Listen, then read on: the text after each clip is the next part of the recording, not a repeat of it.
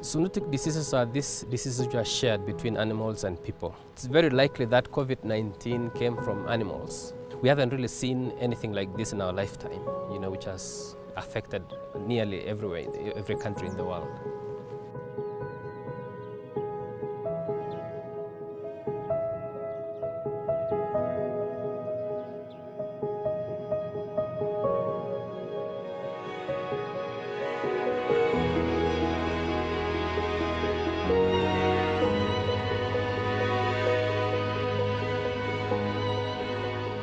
But if you then remove some of those hosts and you only create a monoculture of animals, then they are likely to be the transmitters of the disease.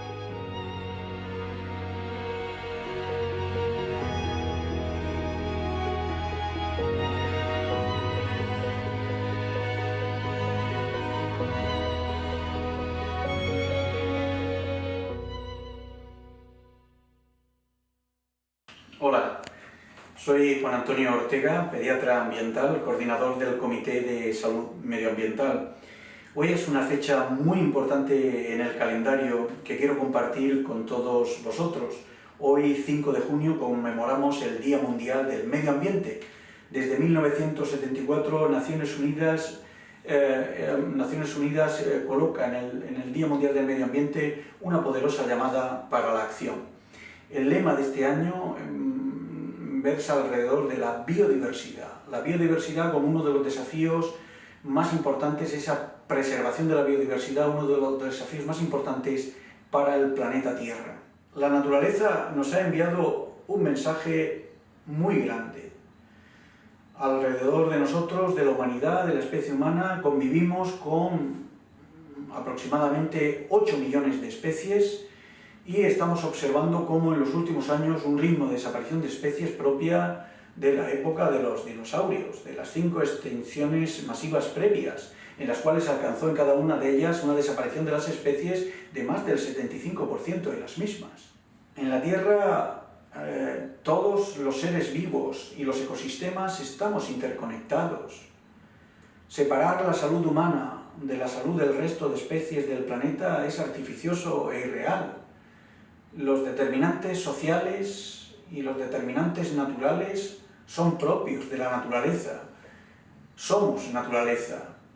Por eso la biodiversidad es un tema muy importante y la preservación de la misma es la preservación de la propia humanidad. La aparición de COVID muestra también cómo destruimos la biodiversidad en el planeta. Esa biodiversidad que sustenta en definitiva la vida humana. Al alterar ese delicado equilibrio en la naturaleza, estamos rompiendo equilibrios, esos límites planetarios que redundan en un impacto importante en la salud de las actuales y futuras generaciones de niños. Es la hora de la naturaleza y estamos llamados a actuar, a restablecer esos equilibrios. Estamos llamados a hacer un nuevo contrato socio-natural con la naturaleza que nos ayude a alcanzar cuotas de bienestar y salud más importantes.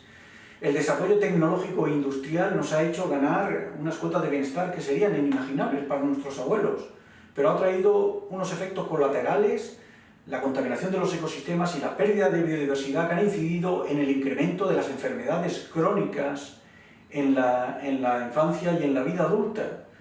Estamos en ese momento de despertar, en esa autoconciencia de la especie humana, de que quizás a lo mejor podemos hacerlo de otra manera. Otra manera para restaurar el planeta y revertir esos impactos negativos y crear modelos de salud mucho más enriquecedores y saludables para los niños del mundo. Desde el ébola, la gripe aviar, el coronavirus, muchas enfermedades emergentes, infecciosas, son zoonóticas. Esos virus zoonóticos que pasan de los animales al humano. El aprovechar cómo impacta la pérdida de biodiversidad en el incremento de riesgo de estos saltos entre animales y humanos es importante, porque ese cuidado de la biodiversidad nos llevará a disminuir unos riesgos asociados también en estas enfermedades emergentes. Os voy a pedir que me acompañéis al bosque para entender mucho mejor y compartir con vosotros algunos aspectos que pienso que son muy importantes para recordar a los pediatras en un día como hoy. Así que vamos. En el Día Mundial del Medio Ambiente queremos hacer una poderosa llamada de atención a todos los pediatras de España y del mundo y a todos los profesionales sanitarios en general para recordarles que los niños y las niñas de España son como los árboles, tienen todo su potencial por desarrollar. Y quiero decirles, hacer una poderosa llamada de atención para que se unan a nosotros en esa reflexión sobre la pérdida de biodiversidad del planeta y la necesidad de recuperarla y mantenerla. Necesitamos reconectar a la especie humana con la madre naturaleza con urgencia.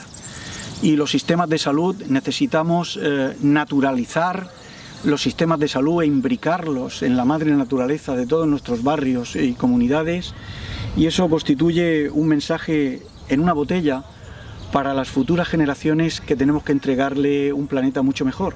La pérdida de masa forestal, la deforestación de los bosques de España constituye una amenaza muy importante para la salud de los niños y adolescentes en España. Tenemos que ser capaces de que todos los niños y niñas que nazcan en nuestra nación nazcan y crezcan vinculados a un árbol. Y esto es un mensaje de esperanza, porque esos niños, si somos capaces de vincularlos desde el nacimiento a un árbol, a una especie natural de su marco más cercano, esos niños dentro de 20 o 30 años plantarán árboles y no sabrán por qué, pero los pediatras les habremos puesto una vacuna en un momento tan importante para las familias y receptivo como es el embarazo y el periodo neonatal. La tierra no es una herencia ni pertenencia, es un préstamo de nuestros hijos. Los avances tecnológicos e industriales nos han hecho ganar una mejora en los indicadores globales de salud en todo el planeta, y eso redunda en una disminución de la mortalidad global infantil.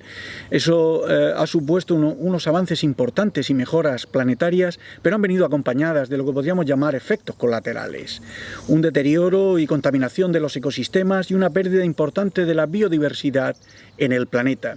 Todo ello ha redundado en un incremento en los últimos 20 o 30 años de incremento incesante de las enfermedades crónicas y medioambientales.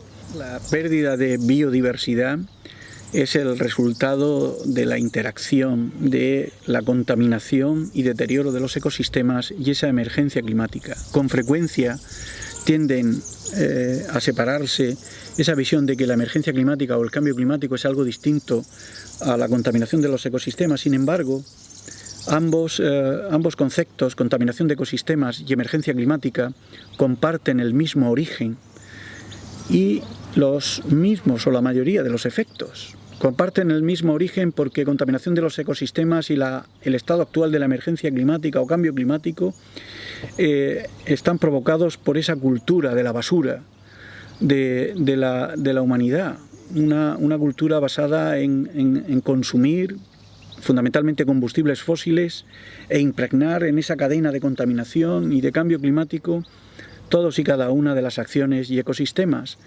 Ese deterioro global, ese compromiso único hace que necesitemos en las próximas cumbres mundiales del clima unificar estos dos conceptos. Hasta ahora la contaminación de los ecosistemas, gracias al Global Burden Disease, la carga global de enfermedad, ha permitido señalar en mortalidad y en enfermedad los efectos de ese incremento de la contaminación, y ha conseguido algunas mejoras, fundamentalmente a escala local y en las ciudades, sobre todo.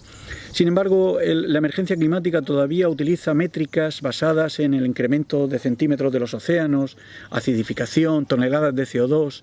Necesitamos impulsar que esa carga global de enfermedad también sea la métrica de medida del impacto en la salud de las personas, y al unificar esas métricas nos va a permitir conseguir avances más importantes en la mejora de la salud del planeta y de la humanidad. ¿Por qué aumentan las enfermedades de transmisión de animales a humanos? La zoonosis no es un fenómeno nuevo, pero el coronavirus los ha puesto y recordado encima de la mesa en las últimas semanas. Es un fenómeno creciente y hay factores, las propias Naciones Unidas nos recuerda la importancia de factores medioambientales en ese salto de los animales a los humanos, de esos virus, y entre esos factores son la deforestación y el uso del suelo, la pérdida de masa forestal, la explotación de las especies y el comercio ilegal de las especies, que también favorece ese contacto entre esas especies exóticas y la especie humana, La agricultura y ganadería intensiva, por lo que supone esa agricultura con el uso de fertilizantes, pesticidas, deterioro de los ecosistemas y la resistencia a antibióticos por el uso masivo, fundamentalmente no solo en humanos, sino también en los animales domésticos, ¿no? Y por último, también muy importante, el cambio climático, ese aumento del CO2, la desertificación, deforestación, la acidificación de los océanos, provoca un impacto planetario a gran escala que interactúa, que afecta a todos los seres vivos y ecosistemas del planeta, ¿no? Favoreciendo ese salto de una especie a otra. ¿Cómo se transmiten las enfermedades zoonóticas? Las enfermedades zoonóticas se transmiten de forma aérea, fundamentalmente en ese contacto humano-animales a través de la vía aérea, fundamentalmente animales domésticos, pero ya hemos visto como otros animales silvestres también pueden ser transmisores. A través de vectores intermedios que transmiten agentes procedentes de animales infectados, la proximidad cercana, ¿no? Y ese contacto estrecho, por eso algunos trabajos, ¿verdad?, incrementan esos riesgos, y el contacto directo con animales, mordedura de animales o la transmisión a través de alimentos contaminados. Los mamíferos son la principal fuente de transmisión de zoonosis, de enfermedades de los animales a humanos. La riqueza de virus zoonóticos en sí está relacionado con la domesticación de las especies y esas tendencias recientes que estamos observando en la vida silvestre, fundamentalmente por esa presión sobre los hábitats y explotación de hábitats y de seres vivos de la vida silvestre. Los animales domésticos son la principal reserva de virus zoonóticos y luego le siguen en la vida silvestre, voy a decir así, animales vertebrados propios de esa antropogenización de la vida, es decir, que han ido creciendo con los ecosistemas transformados por el hombre. Me estoy refiriendo a los roedores, me estoy refiriendo a los murciélagos y a más distancia también los primates son un reservorio importante de virus zoonóticos. Las áreas, ¿no?, en las que hay una desaparición de esos hábitats naturales es donde con más frecuencia se dan esos saltos. Es muy conocido el brote de ébola que hubo en el Congo, ¿no?, que parece que el individuo cero fue un niño que estaba en el tronco de un árbol, de esas zonas intermedias en las cuales la deforestación está avanzando en las zonas selváticas africanas. Ese deterioro del hábitat, ese deterioro de los ecosistemas por la intromisión humana y voy a decir, la sobreexplotación, la caza furtiva, que además permite el contacto humano más cercano, ¿no?, entre las especies exóticas y el hombre, constituyen factores de riesgo, incrementan el riesgo. Los niños necesitan estar en contacto con la naturaleza y reencontrarse con las especies animales. La pérdida de mamíferos, ¿no?, de grandes mamíferos y vertebrados que hemos tenido en los últimos años es de una escala increíble. Esto supone un desafío extraordinario al que se está enfrentando la humanidad, porque imagínense lo que supone vivir solos en el planeta. Progreso económico, tecnológico, ese supuesto bienestar humano ha ido paralelo a un declive y a un empobrecimiento global del resto de especies, de seres vivos y de ecosistemas del planeta. Eso supone un despertar, que es el momento de la historia en el que estamos para tomar acciones decididas, necesitamos preservar esa biodiversidad porque la mera existencia constituye el valor más importante y verdadero de una especie. Yo cuando oigo que ha desaparecido una especie, por pequeña que sea, de una planta o de un insecto, lo vivo como un auténtico drama para la humanidad, porque si los médicos hemos aprendido algo es a obtener algunos medicamentos del marco natural. Muchos de los medicamentos que manejamos en la práctica diaria, incluso en áreas sensibles como oncología, tienen una base en la naturaleza. La pérdida de una especie puede estar en esa desaparición, se vaya con ella la solución de alguna de las enfermedades crónicas y severas que hoy tenemos en la humanidad. La preservación de la biodiversidad va a ser clave en los próximos años. Necesitamos hacer un nuevo contrato social y natural con la naturaleza, proteger la salud de las personas y proteger la salud del resto de seres vivos y ecosistemas es lo mismo, es indivisible, y caminamos más allá de una salud global hacia una salud planetaria. Queridos compañeros, para concluir, recordaros que es el momento de la naturaleza, es el momento para actuar. ¿Qué cosas podemos hacer como pediatras, ¿no?, para retrasar esta pérdida de biodiversidad y reencontrarnos, reconectarnos con la madre naturaleza? Pues son algunas ideas las que me surgen. Por ejemplo, a las asociaciones y colectivos de pediatría regionales, animarles a que constituyan grupos de trabajo de salud medioambiental, el animar a los residentes de pediatría a que desarrollen acciones y capacitación en salud medioambiental pediátrica, el aumentar los módulos de formación y crear redes de investigación en salud medioambiental pediátrica y aprovechar el futuro, ¿no?, Plan Nacional de Salud y Medio Ambiente para obtener financiación y que en cada comunidad autónoma el poder poner en marcha una unidad de salud medioambiental pediátrica en los hospitales de referencia.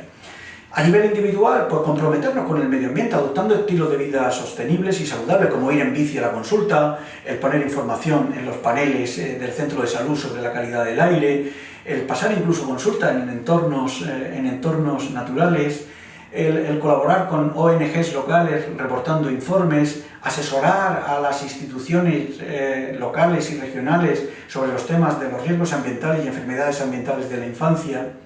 Son muchas las propuestas y las iniciativas en marcha. Daros las gracias por esta oportunidad de poder compartir con vosotros este mensaje por la naturaleza con todos los pediatras de España y del mundo.